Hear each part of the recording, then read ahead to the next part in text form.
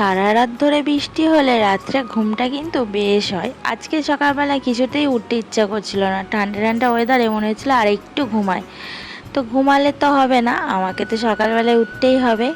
ছেলের স্কুল আছে, রেডি করতে হবে, তোমাদের দাদা ভাইয়ের টিফিন রেডি করতে হবে, এগুলো তো আমাকে করতেই হবে টাইমের মধ্যে। ঘুমালে কি করে হবে বলো? অনেক গল্পই তো করে ফেললাম, চলো আমার পরিচয়টা দিয়ে দিই। শুভ সকাল বন্ধুরা, কেমন আছো তোমরা সবাই? আশা করছি যে যেখানে আছো সবাই খুব ভালো আছো, সুস্থ আছো, আমরাও বেশ আছি। আমি টুকুন, খুব সাধারণ ঘরের গৃহবধূ। আমার এই ছোট্ট চ্যানেলে তোমাদের সবাইকে অনেক অনেক স্বাগত জানিয়ে আজকের ভিডিওটা শুরু করছি। আর আশা রাখছি আমার এই ভিডিওটা তোমাদের খুব খুব ভালো লাগবে। সকালবেলায় উঠে ওপরে গিয়ে অর্ধেক রান্নাবান্নার কাজ সেরে চা করে নিয়ে এসে দাদাভাইকে ডেকে দিলাম। তারপরে দুষ্টুটাকে রেডি করিয়ে দিয়েছি স্কুলে যাওয়ার জন্য। দুষ্টুটা একদম রেডি স্কুলে যাওয়ার জন্য। তো তোমাদের দাদাভাই এখনও রেডি হয়নি। আর বলো না, কয়েকদিন ধরেই আমাদের এখানে জলের ভীষণ সমস্যা হচ্ছে। তো এখানে সকালবেলা এক টাইম জল দেয়, দুপুরবেলা এক টাইম দেয়, আর বিকেলবেলা এক টাইম দেয়। তো সকালবেলাটাই একটু ভালো জল আসছে, বেলার দিকে জল একদম ঘোলাটে আসছে। দেখে মনে হবে কাদা গোলা জল, ওই জল খেলে পায়খানা বমি তো হবেই। আর আমাদের এখানে এছাড়া কোনো জল নেই। তো আমি কি করব বলো একা একা? তো এই সকালবেলাটায় ভালো জল দেয় বলে সব কিছু সেরেও আমি যখন দুষ্টুটা স্কুলে যায় নিচে নামে, তখন আমি একেবারে বালতি আর বোতলগুলো নিয়ে চলে এসেছি জল ভরে নিয়ে যাব বলে। এখন কিন্তু আমার দাঁড়িয়ে দাঁড়িয়ে জল ভরার মতো একদমই সময় নেই। কি করব বলো? না হলে বেলার দিকে তো জল পাবো না, তাহলে কি করে রান্না করব আর কি জল খাবো? তো এই চিন্তা তো আমারই করতে হবে, আর তো কেউ নেই এই চিন্তা করার। আর জল এমনই একটা জিনিস যেটা না হলে একদমই চলবে না। বাচ্চা কাচ্চা আছে ঘরে, অন্য জিনিস না থাকলে তবুও কিন্তু চলে যাবে। তো দেখো রান্না আমি বসিয়ে রেখে গেছি। তো আমার রান্নাটা পুড়ে গেল কি না কে জানে। জল দিয়েই গেছিলাম, তো না আমি একদম কমিয়ে দিয়ে গেছি, তো তো জলটাও কমেনি। আমি ভাবলাম হয়তো ঝোলটা পুরো কমে গেছে। তো এখন আর একটু ফোটাতে হবে। তো এভাবেই আমাকে সামলাতে হবে সংসারটা, তাছাড়া কিছু করার নেই। কারণ একটা কুটো নাড়ার যখন কেউ নেই এই সংসারটাতে, আমাকেই একা একা সব কিছুই করতে হবে। তো এইভাবেই আমি প্ল্যান করে করে সব কাজ যদি না করি তাহলে গুছিয়ে উঠতে পারবো না। তারপরে চলে এলাম এই যে আটা মাখতে, রুটি করব।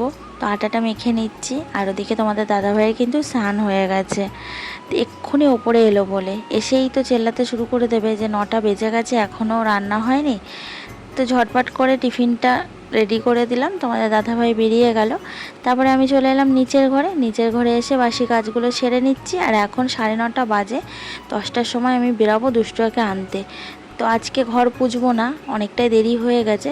ঘরটা ঝাঁট দিয়ে জামা কাপড় ভেজানো আছে সেগুলো কাচাকুচি করে স্নানটা সেরে দুষ্টুকে আনতে যাব। আর এত বড় ঘর বারান্দা ঝাড় দিতে না অনেকটাই সময় লেগে যায়, তার উপরে যদি আবার পুষতে যাই আরও অনেকটা সময় লেগে যাবে। আমার ভিডিওটা এখন যারা যারা দেখছো তাদের মধ্যে কে কে আছো আমার মতো একা হাতেই সংসারের সব কিছু সামলাতে হয়?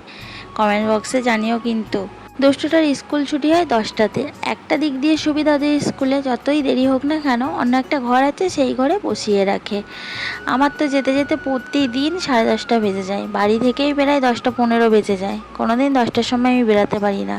তার উপরে আবার হেঁটে যাই এতটা, কারণ হেঁটে গেলে 10টা টাকা সেভ হয়। এখান দিয়ে টোটোয় যাওয়ার ব্যবস্থা আছে, আমি যদি টোটোয় করে যাই তাহলে 10 টাকা করে ভাড়া লাগবে প্রতিদিন। আমাদের পক্ষে তো সম্ভব না 10 টাকা করে ভাড়া দিয়ে যাওয়া। আবার আসার সময় দুষ্টুকে নিয়ে আমি টোটোয় করে আসি, বাচ্চা মানুষ হাঁটতে পারে না।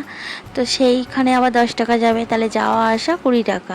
প্রত্যেক দিন যদি 20 টাকা করে খরচা করি যাওয়া আসায়, তাহলে মাসে তো অনেক টাকা হয়ে যাবে। ওই কটা টাকা করে তো মাইনে পাই বর, ছেলে মেয়ে মানুষ করা, সংসারের খরচা একার ওপরে কিভাবে চলে বলো? আমাদের মতো সংসারে কখনোই সম্ভব না। কথায় আছে জানো তো, নুন আনতে পান্তা ফুরায় যে সংসারে, সেই সংসারের বউদের স্বপ্ন দেখতে নেই। জীবনে অনেক কিছু ত্যাগ করেছি, অনেক কিছু মানিয়ে নিতে শিখেছি। মেয়েদের বিয়ের পর তাদের জীবনটা একদম পাল্টে যায়। তারা কিন্তু বাবার বাড়ি একরকম থাকে আর শ্বশুর বাড়ি সম্পূর্ণ আলাদা রকমভাবে থাকে। তো যাই হোক, জামা কাপড় কাচা ধোয়া করে আমি একেবারে স্নানটা সেরে নিয়েছি। তারপরে যে রেডি হয়ে চুল বেঁধে নিচ্ছি, দুষ্টুকে আনতে যাব। চুলটা বেঁধে সিঁদুরটা পরে রেডি হয়ে বেরিয়ে যাব। আর এখন ঘড়িতে 10টা 5 হয়ে গেছে।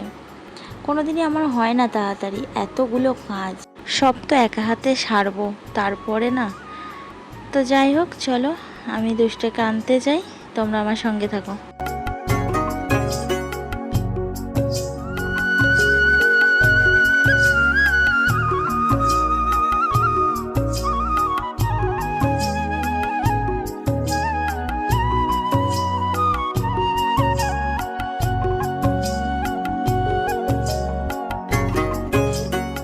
আর বলো না, আজকে প্রায় অনেকক্ষণ টোটোয় বসে থাকতে হয়েছিল, লোকই আর হচ্ছিল না।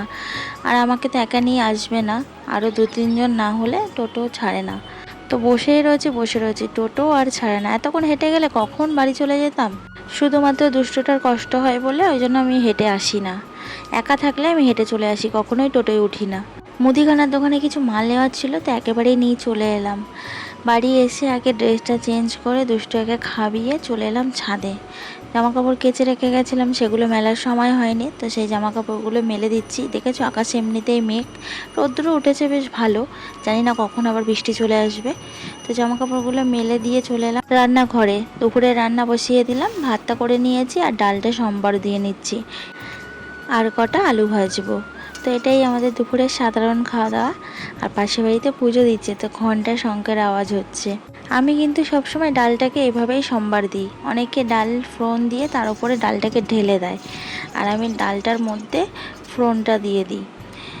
তো এদিকে আমি আলু ভাজাটা বসাচ্ছি, আর প্রচণ্ড জোরে মেঘ করেছে। ভাবছিলাম রান্না করতে করতে কখন যে বৃষ্টি চলে আসবে, বলতে বলতেই দেখো বৃষ্টি শুরু হয়ে গেছে। আর এমন জোরে বৃষ্টি শুরু হয়ে গেছে, জামা কাপড় তুলতে তুলতে আমিও ভিজে গেলাম, জামা কাপড়ও ভিজে গেল। আর দেখো কত জল হয়ে গেল একটুখানি বৃষ্টিতে, বলো ঝমঝমিয়ে বৃষ্টি হচ্ছে। আর বৃষ্টি হলেই আমার রান্নাঘরের সামনের অবস্থা দেখো, টপ টপ টপ টপ করে জল পড়ছে। তো এই জলের ওপর দিয়ে আমার রান্নাঘরে ঢুকতে হয়, বেরোতে হয়। আর বেশি বৃষ্টি হলে তো রান্নাঘরেও জল ঢুকে যায়, মানে টপ টপ করে জল পড়ে, সেটাই রান্নাঘরে ঢুকে যায়। তো ভাঙা কপাল, তার তো সব কিছুই ভাঙা হবে, তাই না? তার কপালে কি আর সব কিছু ভালো হবে? কখনোই না। আর এদিকে আমার আলু ভাজা বসানো, আমার সে খেয়াল ছিল না আলু ভাজাটা পুড়ে গেল কি না কে জানে, তো না দেখলাম ঠিকই আছে। তো রান্না বান্না সেরে কিছু বাসন পড়েছিল, সেই বাসনগুলো মাজা ধোয়া করে নিলাম। আর এখনও গুড়ি গুড়ি বৃষ্টি পড়ছে, আর বৃষ্টির ছিটে কিন্তু আমার এই সোজাসুজি আসছে। তো ওখানটায় বাসন টাসন ধুতে গেলেও বৃষ্টিতে পুরো আমার ভিজে যেতে হয়। বাসনগুলো ধুয়ে আমি দুষ্টুকে খাইয়ে দিলাম, ওর খিদে পেয়ে গেছিলো। তারপরে আমি নিজেও খেয়ে নিলাম, নিয়ে নিচে এসে আমি ভাবলাম একটু দুষ্টুকে ঘুম পাড়াবো। আর ওর বায়না দেখো। দেখেছি রাগ হয়েছে, দেখলি তো, দেখালো তো।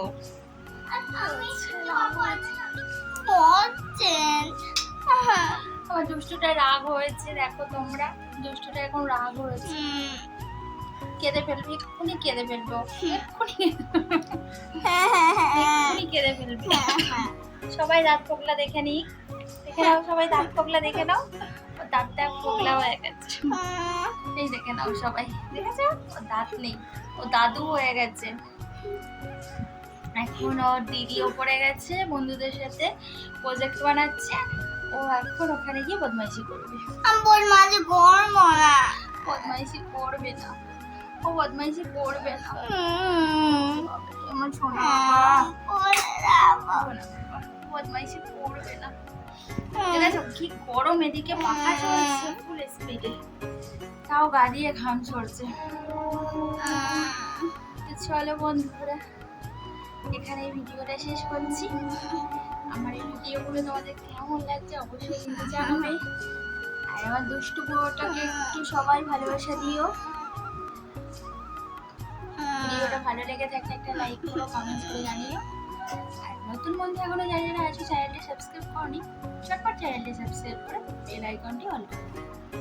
তো সবাই সুস্থ থাকবে, ভালো থাকবে। চলো টাটা করে দাও বাবা, ভিডিওটা এখানে শেষ করছি।